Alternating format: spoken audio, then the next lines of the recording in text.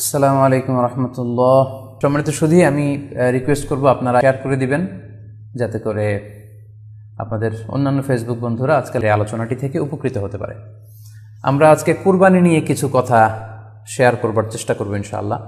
কুরবানির প্রসঙ্গটা আসলেই আমাদের স্মৃতির মানসপটে আমাদের ইব্রাহিম আলাইহিসসালাম এবং ইসমাইল আলাইহিসসালামের যে কুরবানি, ওনাদের যে আত্মত্যাগ, এই দৃশ্যপটটি কিন্তু আমাদের চোখের সামনে ভেসে ওঠে। আমরা জানি যে ইব্রাহিম আলাইহিসসালাম আল্লাহ তাআলা সন্তুষ্টির জন্য স্বীয় পুত্র ইসমাইল আলাইহিসসালামকে কুরবানি করতে চেয়েছিলেন, এবং সেই প্রসঙ্গ থেকেই কিন্তু আমরা প্রতি বছর জিলহজের 10 তারিখে কুরবানি করে থাকি।